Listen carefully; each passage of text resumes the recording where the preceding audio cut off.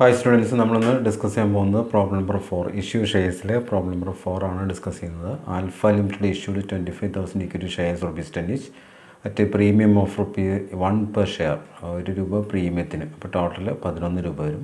Payable as ₹2 ആണ് application, ₹4 ആണ് allotment. അത് 4 ഇൻക്ലൂഡിങ് പ്രീമിയം പറയുന്നുണ്ട്. അപ്പോൾ ₹3 അലോട്ട്മെൻറ്റ് ഉണ്ട്. ഏറ്റവും ₹3 on first call and ₹2 on second and final call. അപ്പോൾ application allotment first call final call അങ്ങനെ 4 ഇൻസ്റ്റാൾമെൻറ്റുകളാണ്. All the shares are subscribed and amounts were paid. Give entries in the books of the company, അങ്ങനെയാണ് പറഞ്ഞിരിക്കുന്നത്. അപ്പോൾ 25,000 share issue ചെയ്യുന്നു. എല്ലാ ഷെയർസും subscribe ചെയ്ത് എല്ലാ എമൗണ്ടും കൊടുത്ത്, കോൾസിൻ്റെ എറിയറൊന്നുമില്ല. പ്രീമിയം ഉണ്ടെന്നുള്ളൊരു പ്രത്യേകത മാത്രമേ ഉള്ളൂ. ഇത് നിങ്ങൾ തനിയെ ട്രൈ ചെയ്യണം.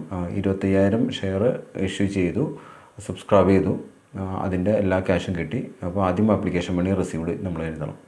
അപ്പോൾ ആപ്ലിക്കേഷൻ മണി റിസീവ്ഡ് ചെയ്യുമ്പോൾ എന്തായിരിക്കും എൻ്റർ വരിക? Bank account to share application account 25,000 into 2.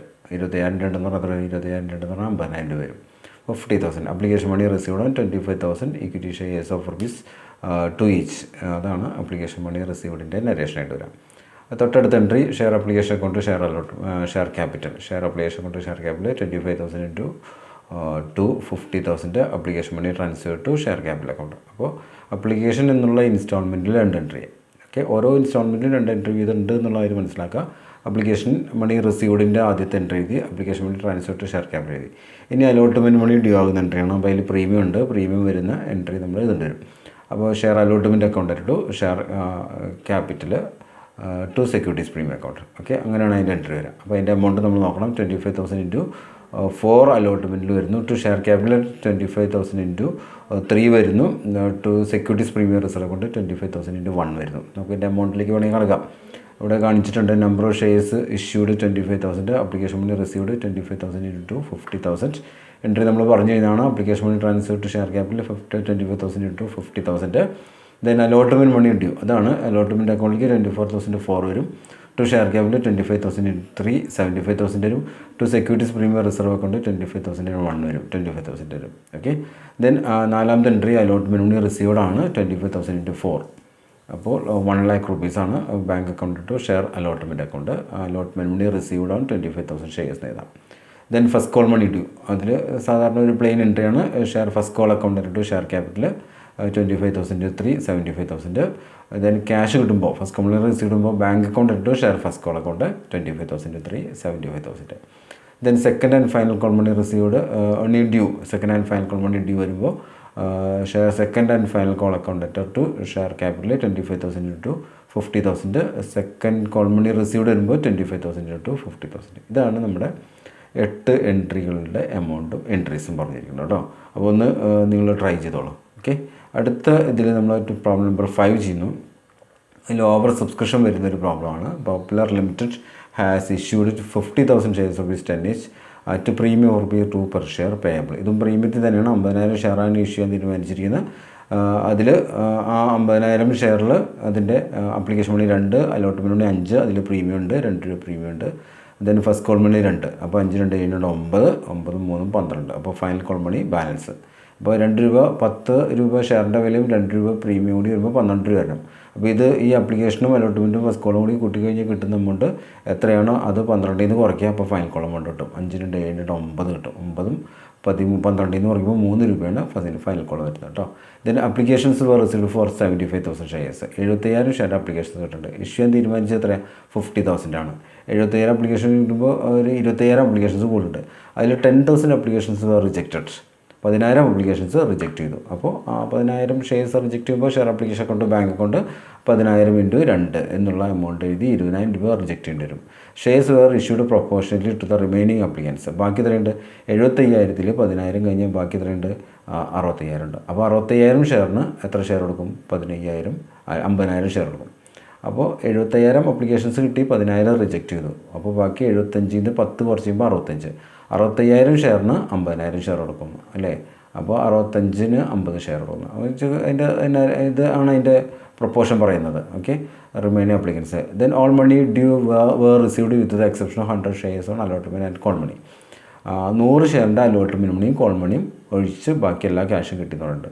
അപ്പോൾ ഇതിൽ പ്രോറേറ്റ് അലോട്ട്മെൻ്റ് ആണ് ഇതിൽ നടന്നിരിക്കുന്നത്. അപ്പോൾ നമുക്ക് അതിൻ്റെ എൻട്രിയിലേക്ക് വരാം. Journal entries, number of shares എത്രയുണ്ട്, നമ്പർ ഓഫ് ഷെയർസ് ഇഷ്യൂഡ് 50,000. ഇങ്ങനെ എഴുതി വെക്കണം നല്ലതാണ്. അങ്ങനെ എഴുതിയില്ലെങ്കിൽ കുഴപ്പമൊന്നുമില്ല. ഇഷ്യൂ ചെയ്യാൻ തീരുമാനിച്ച 50,000. Number of applications received 70,000. 70,000 applications കിട്ടി. Number of shares rejected 10,000. അപ്പോൾ അപ്ലിക്കേഷൻ മണി ഇഷ്യൂഡ് റിസീവ്ഡ് ആണ് ഇത് വരുന്നത്. അപ്പോൾ ബാങ്ക് അക്കൗണ്ട് ടു ഷെയർ അപ്ലിക്കേഷൻ്റെ 70,000 ഇൻറ്റു 2 വരുന്നു അല്ലേ. ഇനി അതിൽ നിന്ന് ഷെയർ ക്യാപിറ്റലിലേക്ക് മാറ്റേണ്ടത് 50,000 ഇൻറ്റു 2 മാറ്റേണ്ടത്. ദെൻ ബാങ്ക് തിരിച്ചു കൊടുക്കേണ്ടത് 10,000 ഇൻറ്റു 2. ദെൻ ബാക്കി എത്രയുണ്ട്? 15 ഉണ്ട്. അപ്പോൾ application money received, number of shares received 75 അല്ലേ. 75,000 ഷെയറാണ് number of applications received. Okay, അപ്പോൾ അതൊന്ന് നമ്മൾ നോക്കണം. അത് 75,000 ആണ്. അപ്പോൾ ഒന്ന് 75,000 ഒന്ന് കറക്റ്റ് ചെയ്യുന്നുണ്ട്. 75,000. Number of shares rejected 10,000. ബാക്കി 65,000 അപ്ലിക്കേഷന് 50,000 ഷെയർ എടുത്തു. അപ്പോൾ അതിൻ്റെ പ്രൊപ്പോർഷൻ പറയുകയാണെങ്കിൽ 65 ഷെയറിന് 50 ഷെയർ, ചെറുതൊക്കെ ആണെങ്കിൽ 10 ഷെയർ കൊടുക്കും 13 ഷെയറിന്. അപ്പോൾ 13-ന് 10 ഷെയർ കൊടുക്കുന്നു. 13 ഷെയർ അപ്ലൈ ചെയ്താണെങ്കിൽ 10 ഷെയർ കിട്ടിയിട്ടുണ്ടാവും. Application money received bank account to share അപ്ലിക്കേഷൻ്റെ 75,000 into 2 1,50,000. Application money transfer to share capital 50,000 2 1,00,000. Application money refund 10,000 2 20,000. Application money adjusted to share allotment 15,000 into 30,000. അപ്പോൾ ഈ 50ഉം 10ഉം 15ഉം കൂട്ടി കഴിഞ്ഞാൽ 75,000 ഉണ്ടാവും. ഓക്കെ, അലോട്ട്മെൻറ്റ് മണി ഡ്യൂ ആകുമ്പോൾ 50,000 5 including premium 15,000 2,50,000 വരും. അപ്പോൾ ഷെയർ അലോട്ട്മെൻറ്റ് അക്കൗണ്ടേറ്റർ 50,000 5 2,50,000 to share capital 50,000 into 3 50,000 into 3 പറയുമ്പോൾ 1,50,000 വരും. Then to securities premium reserve 50,000 into 2 1,00,000 വരും. ഓക്കെ, അങ്ങനെയാണ്. അങ്ങനെ അപ്പോൾ 1,50,000 1,00,000 വരും. Then allotment received amount due 50,000 into 5 2,50,000 കിട്ടണം. Then excess application money adjusted എത്ര 15,000 ഇൻറ്റു 2 30,000 കുറയ്ക്കുക 2,20,000 വരും. ദെൻ കോൾസിനേരിയർ എന്ന് വെച്ചാൽ 100 ഷെയറിൻ്റെ കോൾ മണി അലോട്ട്മെൻറ്റ് മണിയാണ് കിട്ടാത്തത്. അപ്പോൾ 100 ഷെയറിന് 5 രൂപ വെച്ച്. അപ്പോൾ 100 ഷെയറിന് 5 രൂപ വെച്ച് വെച്ചാൽ 500 രൂപ കിട്ടണം. അതിലൊരു എക്സസ് അപ്ലിക്കേഷൻ മണി 30 ഷെയറിന് 2 രൂപ വെച്ച് എക്സസ് അപ്ലിക്കേഷൻ മണി ഇതിലേക്ക് അഡ്ജസ്റ്റ് ചെയ്യേണ്ട 60 രൂപ. ദെൻ 500-ൽ നിന്ന് 60 രൂപ കുറച്ച് ബാക്കി 440 രൂപ.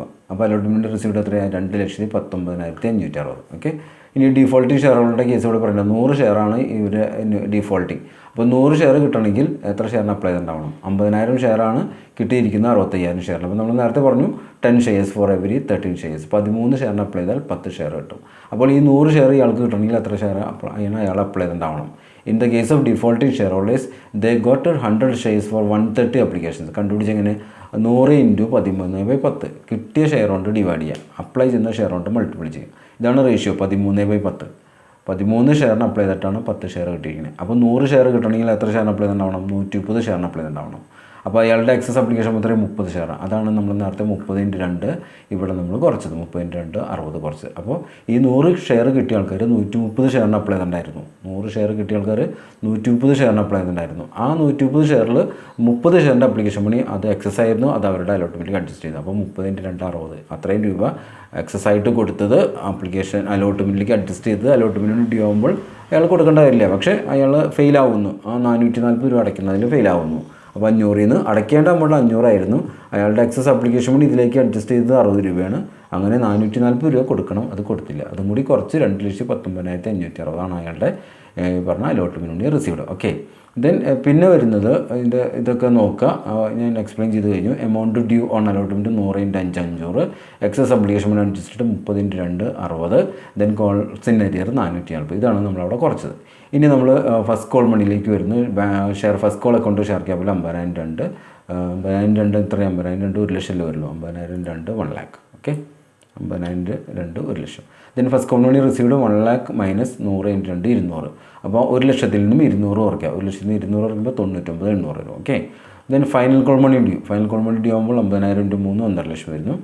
Then final call money receive ചെയ്യുമ്പോൾ 1,50,000-ൽ നിന്ന് 100 ഇൻറ്റു 3 കുറയ്ക്കുക. 100 ഇൻറ്റു 3 300 കുറയ്ക്കുക. അപ്പോൾ 1,50,000-ൽ നിന്ന് 300 കുറച്ച് കഴിഞ്ഞാൽ 1,47,49,700 1,49,700 വരുന്നു. Okay, 99,800 first call money, 1,49,700 final call money. ഇതാണ് നമ്മുടെ പ്രോബ്ലം നമ്പർ 5. ഇതിൻ്റെ എൻട്രി ഞാൻ എഴുതിയിട്ടില്ല. നിങ്ങളതിൻ്റെ എൻട്രിക്ക് ഞാൻ പറഞ്ഞിട്ടുണ്ട്. നിങ്ങളത് കേട്ടിട്ട് എഴുതുക. ഒന്ന് അഡ്ജസ്റ്റ് ചെയ്യുക. പ്രോറേറ്റ് അലോട്ട്മെൻ്റ് ഉള്ളതാണ്. ഇതൊന്ന് കൃത്യമായിട്ട് കേൾക്കുക, എന്നിട്ട് പ്രോബ്ലം ചെയ്യുക കേട്ടോ. ഓക്കെ, അപ്പോൾ 4ഉം 5ഉം ഈ വീഡിയോയിലുണ്ട്. ഉത്തരങ്ങൾ നിങ്ങൾ സ്വയം എഴുതി നോക്കുക, എക്സ്പ്ലനേഷൻ കേൾക്കുക. Okay, thank you.